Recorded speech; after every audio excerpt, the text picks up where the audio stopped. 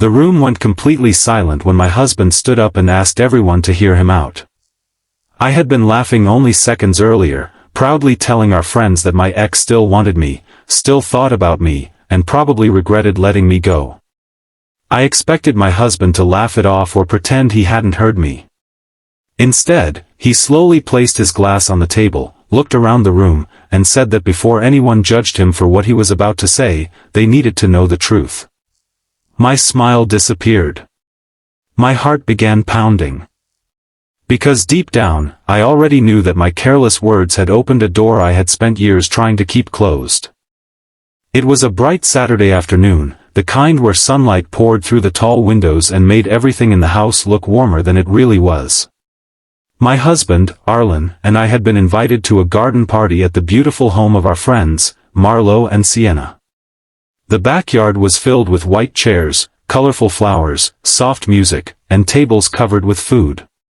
Everyone looked happy and relaxed. Children ran across the grass while adults stood beneath the shade of large trees, laughing about old memories and talking about their lives. I had spent nearly an hour choosing my dress that morning because, if I was being honest with myself, I wanted to feel noticed. I wanted to walk into that party and feel like the woman everyone admired. Arlen never cared about those things. He wore a simple shirt, smiled politely, and spent most of the afternoon helping Marlo carry chairs and drinks. Watching him made me feel strangely invisible, even though he had done nothing wrong. For years, I had secretly carried a small insecurity inside me. Before Arlen, I had dated a man named Kellen. Our relationship had ended badly, but not because of some dramatic betrayal. We were simply young, selfish, and too proud to admit that we were hurting each other. Kellen had moved away after the breakup, and eventually we lost contact. I married Arlen 3 years later. He was different from Kellen in almost every way. Arlen was patient where Kellen had been impatient. He listened where Kellen had interrupted. He remembered small things, like how I took my tea and which songs made me happy. But sometimes, when life became too ordinary, I wondered whether ordinary meant I was no longer exciting. I hated admitting that thought, even to myself. That afternoon, while everyone was eating dessert, someone mentioned Kellen's name. Apparently, he had recently returned to town. A few people began asking whether I had heard from him. I smiled and said that I had received a message from him a few weeks earlier. That part was true. What I didn't say was that the message had been simple and harmless. He had asked how I was doing and said he hoped life was treating me well. There had been nothing romantic about it. But as everyone looked at me with curiosity, something inside me wanted to make myself feel important. I wanted people to believe that even after getting married, I was still the woman men couldn't forget. So I laughed and exaggerated the truth. I told them that Kellen obviously still wanted me, that he had probably never gotten over me, and that if I ever gave him the smallest chance, he would come running back. A few people laughed. Someone teased me about being irresistible. I smiled wider. For those few seconds, I felt powerful. I didn't notice Arlen standing several feet away. I didn't see the way his expression changed. I didn't understand that the man who had quietly stood beside me through every difficult season of my life was hearing his wife tell a room full of people that another man still had her heart.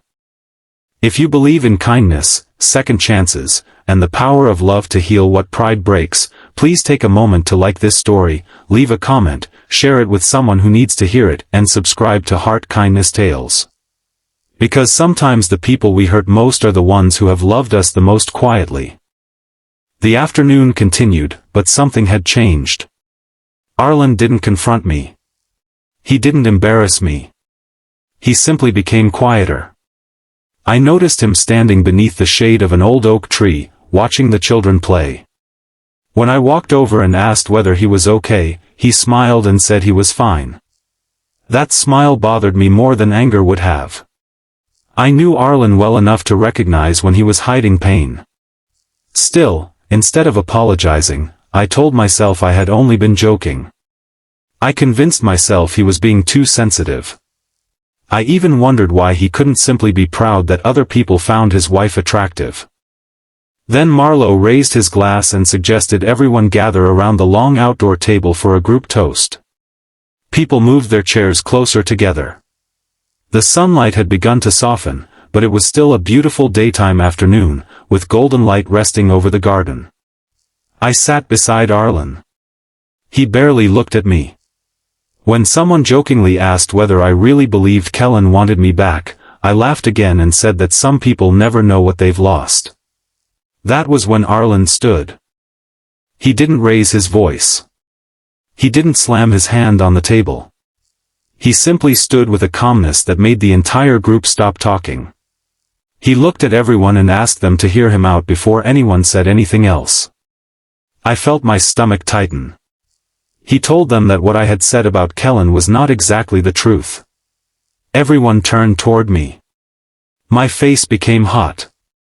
Arlen then explained that several weeks earlier, he had found an old message from Kellen while helping me transfer photos from my phone. He hadn't been searching through my private conversations. The message had appeared on the screen accidentally. It wasn't romantic. Kellen had simply congratulated us on our anniversary and said that he hoped Arlen knew how lucky he was to have me. Then Arlen looked at me and quietly said that he had never been threatened by Kellen. Not once. He said the person he had been afraid of was the version of me who needed someone else's attention to feel valuable. The word struck harder than any angry accusation could have. He continued, explaining that for years he had watched me measure my worth by how many people noticed me. He had tried to reassure me in small ways, but perhaps he had failed because he never realized how deeply that insecurity had grown. Then he admitted something that made my eyes fill with tears. He said that when I bragged about Kellen still wanting me, his first feeling wasn't jealousy. It was sadness. He said he was sad because after everything we had built together, I still believed being wanted by someone from my past was proof that I was worth something. The garden had become completely silent. Arlen then told everyone that the truth was much simpler. Kellen hadn't asked for me back. He hadn't tried to steal me away. He hadn't declared that he still loved me. Arlen had never believed any of those things. And he wasn't standing there to expose me or make me look foolish. He was standing there because he loved me enough to tell the truth. Then came the part one never expected. Arlen admitted that he had also made mistakes. He said there had been moments when my insecurity had exhausted him, but instead of talking honestly about it, he had become distant. He had allowed silence to grow between us.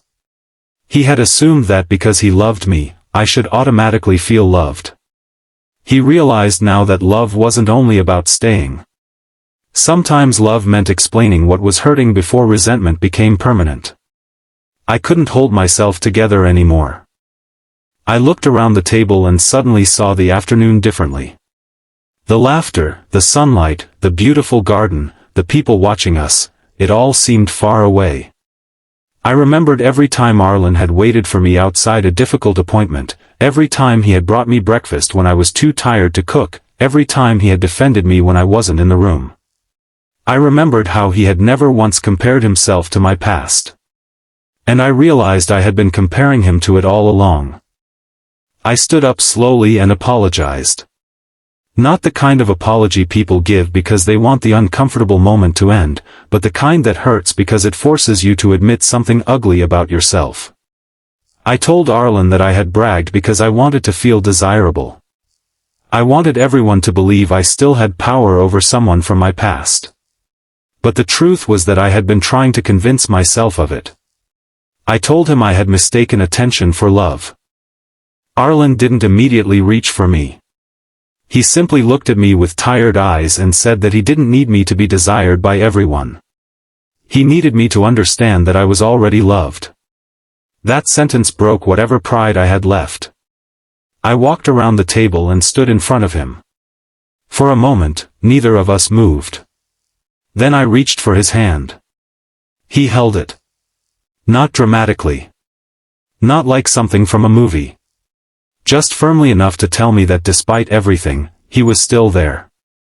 The party slowly returned to life after that. People began talking again, but the mood had changed. Some conversations became quieter. Some people gave us space. Marlowe eventually brought fresh lemonade, and the children continued running through the garden as though the world had never stopped. As we prepared to leave, I asked Arlen why he had defended me instead of simply letting everyone believe I had lied. He told me that humiliating me would have been easy. Loving me honestly was harder. Those words stayed with me. That evening, while the sun was setting outside our bedroom window, I sat beside Arlen and finally understood something I should have known years earlier. A healthy marriage isn't built because two people never hurt each other. It's built because when they do, they choose honesty over pride, forgiveness over revenge, and growth over winning. I had spent years wanting to prove that someone from my past still wanted me. But the man sitting beside me had never needed to chase me. He had simply stayed. And sometimes, the greatest proof that someone loves you isn't that they are afraid of losing you. It's that they are brave enough to tell you the truth when everyone else would rather let you believe a beautiful lie. If this story touched your heart, please like the video, share it with someone who believes that love deserves honesty, and subscribe to Heart Kindness Tales for more emotional stories about forgiveness, second chances, and the people who quietly change our lives.